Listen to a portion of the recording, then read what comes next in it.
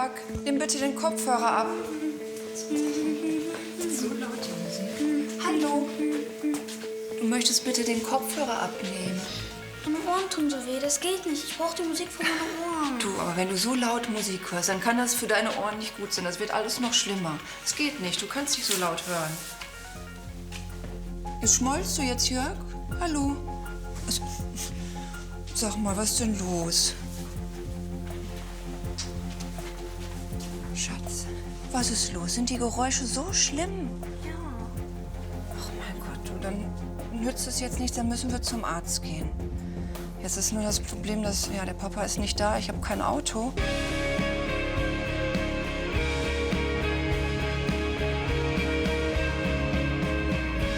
Klinik am Südring, die Familienhelfer. Da die 36-jährige Stefanie Hensel gerade kein Auto hat, macht Landärztin Mathilda Gabriel einen Hausbesuch bei dem 9-jährigen Jörg. Was die Medizinerin als Ursache für sein Ohrgeräusch vermutet, wird seine Mutter sehr erstaunen. Wo fehlt's dir denn jetzt? Warum geht's dir schlecht? Piepsen in den Ohren. Und schon lange, oder? Seit 2, 3 Tagen. Und ganz plötzlich gekommen? Ja. Wie gesagt hat er mir das erst Ja. heute Morgen, sonst wäre ich ja auch schon viel eher zu ihm. Ist denn irgendwas passiert oder so? Nee? Nee. Auch nicht irgendwie in einem Konzert gewesen oder irgendwas geknallt oder Fußball aufs Ohr gekriegt oder so? Auch nicht. Warte mal, da gucke ich dir jetzt mal kurz in die Ohren. Also der Jörg, der wirkte sehr verschüchtert auf mich und er war auch sehr blass und so in sich zusammengesunken. Und bei meiner Untersuchung, Nase, Ohren, soweit ich das jetzt machen konnte, habe ich nichts Schlimmes festgestellt. Ja, Mensch, und deine Schultern, du ziehst die so ein bisschen hoch, ne? Kann ich da mal hinten drauf drücken? Ja. Oh, das ist ganz hart hier hinten. Das spüre ich. An der Seite auch, ne? Mit den Ohrengeräuschen Könnte unter Umständen damit zusammenhängen, durch die muskuläre Verspannung, nicht? Das strahlt dann bis hier in die Ohren aus und dann gibt's eben solche Verkrampfungen, die können auch so ein Geräuschchen auslösen, ne?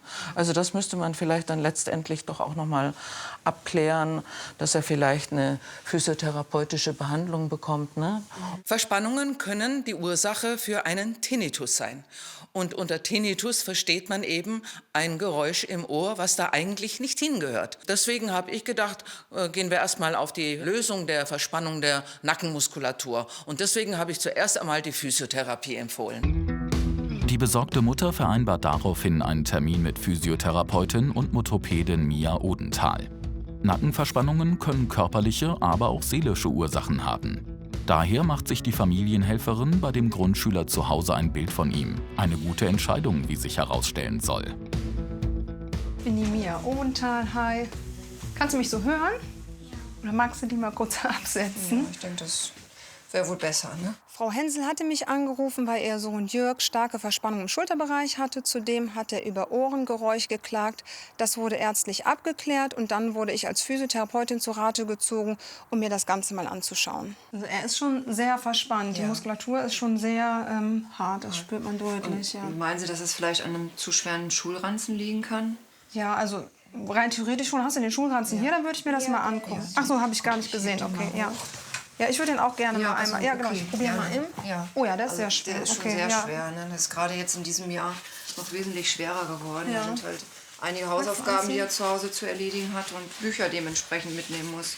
Okay, also im Prinzip kann natürlich eine schwere Last immer auch die Ursache dafür sein, dass Verspannungen auftreten, gerade wenn man halt lange der Belastung ausgesetzt ist. Ich würde mir jetzt als Ärztin mal angucken, wie der sitzt. Ne? Für mich ist wichtig, dass das Thema Schulranzen aktuell ist, und zwar nicht nur beim Einkauf des Schulranzens, sondern dass die Eltern wirklich tagtäglich schauen, wie schwer ist der Toni. Umso mehr ich reinpacke, umso schwerer wird das, umso mehr Ballast trägt das Kind mit sich herum. Sprechen Sie mit den Lehrern, was kann in der Schule bleiben, was muss wirklich mit nach Hause, tauschen Sie Bücher und Hefte aus und achten jeden Tag darauf, dass Ihr Kind nicht zu viel Ballast mit sich rumtragen muss.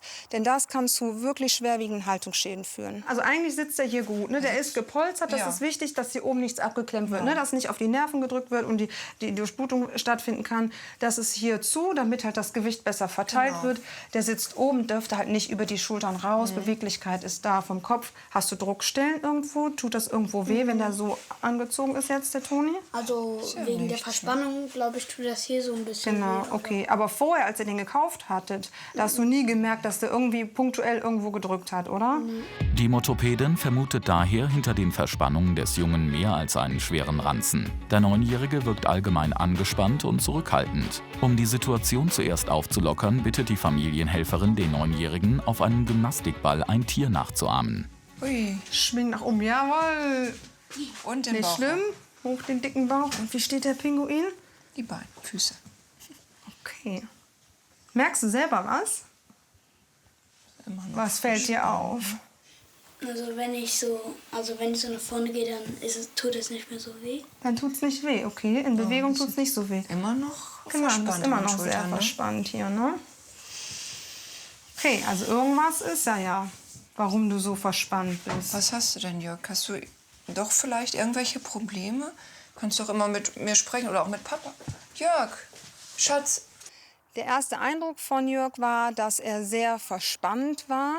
Er hatte die Schultern hochgezogen, so zu den Ohren hin wie eine kleine Schildkröte. Er konnte auch nach einem Spiel nicht locker lassen.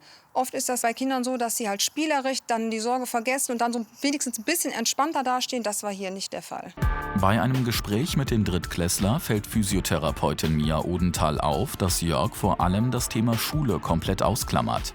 Mithilfe eines Spiels möchte die Familienhelferin die Problematik dann weiter eingrenzen. Und dabei soll sich etwas sehr Überraschendes zeigen. Hier habe ich Smiley-Karten. Weißt du, wofür die stehen? Was sagt denn das Smiley? Gut. Gut, richtig, ne? Das lag doch das? Nicht so gut, genau. Das legen wir mal hier hin. Und dann habe ich Schulkarten. Pass mal auf. Die Kartenaktion habe ich ausgesucht, weil hier die Kinder sehr intuitiv entscheiden müssen. Das heißt, ich zeige die Karten kurz und sie müssen schnell entscheiden, ist dieser Bereich positiv oder negativ. Also ist hier eine Bauchgefühlentscheidung gefragt. Okay, die erste Karte sind deine Mitschüler. Die sind positiv. Die zweite Karte sind die Hausaufgaben. Oh, die sind auch positiv. Pass mal auf. Die dritte Karte, was ist die dritte Karte? Das ist die Lehrerin. Oh, die ist gar nicht so gut. Okay, und die Pausen? Die sind immer super. Okay. Ich glaube, das reicht erstmal. Dankeschön. Dann wollen wir mal schauen. Mitschüler sind nett, ja? Mit denen verstehst du dich gut? Ja. Hausaufgaben, die klappen auch gut. Und die Lehrerin, die liegt aber da. Warum liegt die denn da? Ist sie nicht nett? Doch, eigentlich mag ich sie, aber Aber die hat ein negatives Smiley von dir bekommen. Da ist ja irgendwas, oder? ist ein Geheimnis. Ein Geheimnis, okay. Familienhelferin Mia Odenthal kann den Grundschüler überzeugen, dass es sehr erleichternd ist, ein Geheimnis mit jemandem zu teilen. Was ihr der Junge daraufhin zuflüstert, ist ihm sehr peinlich. Und daran sind seine Eltern unbewusst nicht ganz unschuldig. Und zwar geht es darum, dass die Lehrerin jetzt vor kurzem erzählt hat, dass bald der Aufklärungsunterricht beginnt. Und das scheint dem Jörg Sorgen zu machen. Also fühlt sich damit nicht so ganz wohl, wenn ich das richtig verstanden habe, ne? Das ist dein Problem? Die Lehrerin von Jörg hatte angekündigt, dass bald der Sexualkundeunterricht stattfindet. Und das scheint ihm große Sorgen zu bereiten. Es war ihm ein peinliches Thema, aber das konnte er weder der Lehrerin noch seinen Eltern sagen. Somit hat er sich damit alleine auseinandergesetzt, was natürlich dazu geführt hat, dass er sehr starken seelischen Druck hatte. Und das hat man in seiner Körperhaltung, in der Verspannung deutlich gesehen. Ich meine, wir haben uns jetzt auch gedacht, der Junge ist ja jetzt erst mal 9, ne? Also da ist es irgendwie noch ein bisschen früh, so ein Thema anzusprechen. Also wir haben da nicht drüber gesprochen. Wir haben das also nicht, nee, wir haben das nicht vorgehabt, jetzt schon anzusprechen. Aber dass das die Ursache sein würde. Das fällt mir schon mal öfter auf, dass Eltern halt meinen, auch mein Kind ist noch so klein, das ist kein Thema. Tatsächlich fängt das Thema aber im Kindergarten an. Also den Körper zu entdecken, zu wissen, ich habe nicht nur Hände und Füße, sondern ich habe noch was anderes, ne? Einerseits bin ich natürlich sehr erleichtert, dass wir endlich wissen, was Jörg so bedrückt hat. Aber andererseits mache ich mir auch Vorwürfe, weil mein Mann und ich maßgeblich zu seinem Verhalten beigetragen haben. Das werden wir auf jeden Fall aktiv angehen. Also da kümmern wir uns gemeinsam drum. Das kriegen wir hin. Das Zweite wäre jetzt noch, dass Verspannungen, die entstehen nicht so und sind auch so wieder weg, sondern die kommen und das steigert sich. Und so müssen wir auch da wieder runterkommen. Da würde ich vorschlagen, dass ich noch eine Zeit lang begleitend zur Seite stehe, dass wir physiotherapeutisch ein bisschen arbeiten. Ja, gerne. Und kannst du mir vielleicht noch kurz helfen, meine Karten wieder einzusammeln? Dann sitzen wir danach zum nächsten Termin. Dankeschön. Nachdem die Eltern mit ihrem Sohn offen und kindgerecht über das Thema Sexualität gesprochen hatten, machte der bevorstehende Aufklärungsunterricht dem Grundschüler keine Angst mehr. Mit Unterstützung von Physiotherapeutin Mia Odenthal lockerten sich Jörgs Verspannungen und die Ohrenschmerzen verschwanden gänzlich.